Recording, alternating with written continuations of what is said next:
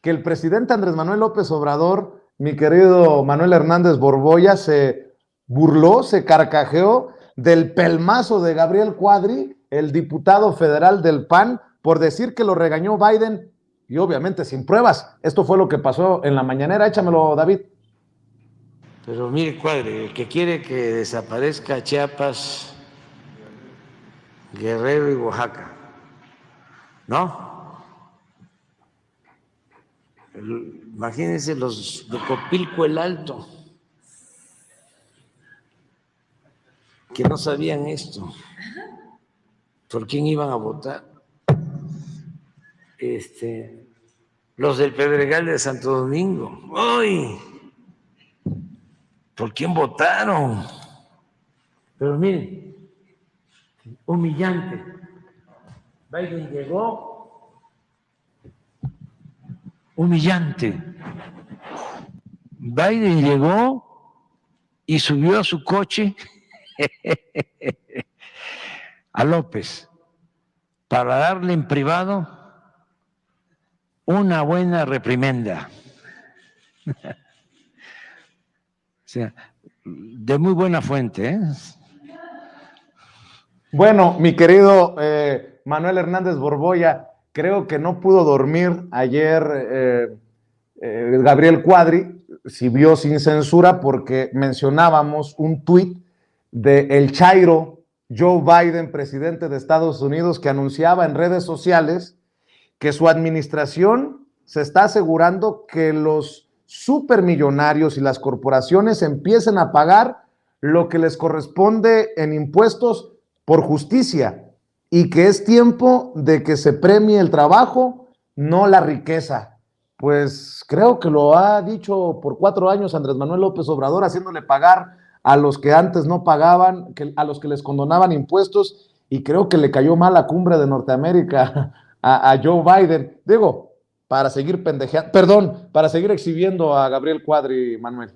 Bueno, pues es que, o sea, ya el grado en el que vamos, ya ni siquiera hay un intento por decir que son fuentes ultrasecretas ni nada, sino que ya simplemente es el delirio en su máxima expresión, ¿no? La invención por delante de todo. Yo creo que Cuadri se está dando cuenta que lo anda adelantando Lili Telles ahí en las encuestas de la prensa corporativa, y pues ya es como competencia de a ver quién es más delirante, para ver si así pueden agarrar espacios para el 2024, ¿no? Porque otros personajes como Ricardo Anaya, que ahí sigue posteando sus videitos, pues cada vez son más insulsos y demás. Entonces, pues alguien le tiene que meter candela a la contienda de la oposición, ¿no? Que ahora pues ya se han vuelto a reconciliar, que pues nunca han estado muy peleados, pero ahí hicieron un poco de berrinche cuando doblaron las manitas en el PRI, con Alito Moreno, con el tema de la Guardia Nacional, y que ahora pues ya están otra vez reconciliados, ya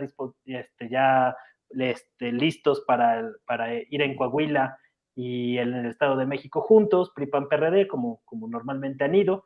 Entonces, pues lo de Cuadri pues es verdaderamente patético, ¿no? Lo increíble es lo debilitada, lo desgastada, lo desdibujada, lo insulsa que está hoy la oposición, que a prácticamente año y medio de que vayan a hacer la elección presidencial, no hay pero ni indicios, ni de dónde sacar un candidato que medianamente pueda competir al bloque morenista, ¿no? O sea, por más que buscan y vuelven a buscar entre el cascajo, nomás no encuentran. Entonces, pues, personajes como Cuadri, pues le están apostando a hacer ruido en medios y en redes, pues de la forma más